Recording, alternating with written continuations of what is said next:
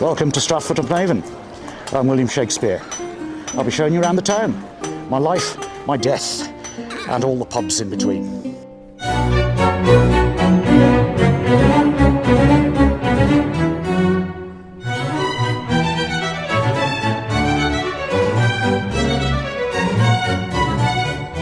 And this is where it all started. This is where I was born, 23rd of April, 1564. This is Dad's house. Dad was a glover. He made gloves. Respected tradesman around town, became the mayor of Stratford, the High Bailiff of Stratford, in addition to being Stratford's chief ale taster. Mine was not a rags to riches story. Dad was successful. Dad got me into school where I learnt to read and write. And this is it. This is where I went to school. Down here was the Guild Hall. Dad was busy down here being the mayor.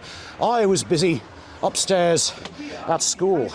From the age of 12, I had to read and write and speak all day in Latin. For every word of English, whack, habla latimo. But I did do the Greeks and the Romans, the classics we call it. Stories of gods, heroes, lovers, titans. Fell in love with them. Many of my plays are set in Italy. Many of my characters have got Italian names. School was tough, but school was an inspiration. I do believe 'twas he. How now, good lord? Good love, call him back. Not now, sweet Desdemona, some other time. You mean? Which is my favourite plays? Well, I personally think Othello and Titus Andronicus, without doubt, the best two. I'm not complaining. Macbeth and Romeo and Juliet and the history plays, they made me a lot of money. But Othello and Titus, they were the best two pieces of work for me. You know, the violence, the bloodshed. I mean, you know, boys and girls, please. I was not Andrew Lloyd Webber, I was Quentin Tarantino. But people who study Shakespeare are posh. Shakespeare wasn't. Shakespeare and Johnson, they were good boozers. They were writing only for money, and they were writing for an audience, an adult audience that had been drinking all day. The jokes were rude, and the way old actors talk, very precise, old boy. It sounds awfully posh and proper, doesn't it? But nobody's born talking like this. It's learned. It was developed at Oxford and Cambridge University when Britain had an empire. Shakespeare wasn't performed like that. This part of England would have used what they called the Gloucester twang. They talked a bit like farmers. There'd be a slight twang in their voice. They were boys from the Midlands, but they talk a bit like this. And it comes across in the words.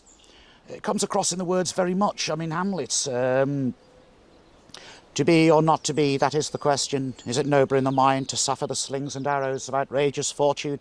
I mean, I couldn't sit through 3.5 hours of that. It's very precise, it's very intellectual, but it's also very boring. You speak like those boys from Lord of the Rings. You know, to be or not to be, that's the question. Is it nobler in the mind to suffer the slings and arrows of outrageous fortune, or in denying them, same speed, but feel the emotion, feel the poetry? Yes, I was only 18 when I got married. Many of you chaps marry a girl a little younger than yourselves these days, don't you? But what's the point in that, we thought, when they're going to live longer than we are? It was fashionable to marry a girl a little older than yourself. Well, I came back, said to Mum and Dad, look, Mum, Dad, I'm going to get married to a beautiful girl. I was 18, she was 27. But Anne and I loved each other very much. We stayed together all of our lives. We had 3 beautiful children. She ran my mansion as a bed and breakfast, a fine brewer of ale. She was a good lady. A good lady a man couldn't wish for better. In my will, I left her various things, including her second best bed, which has been misinterpreted. The best bed in the house was for guests. The second best bed was the one that Anne and I shared. It had sentimental value to both of us.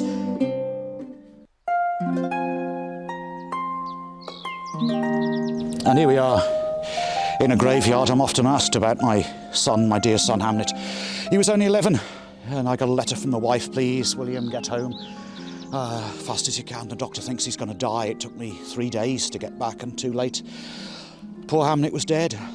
I say it's easier to lose a leg than a child, and I believe that. Oh dear. In King John I write that the bedroom of a dead child is bigger and cold than it was when the poor kid was still alive.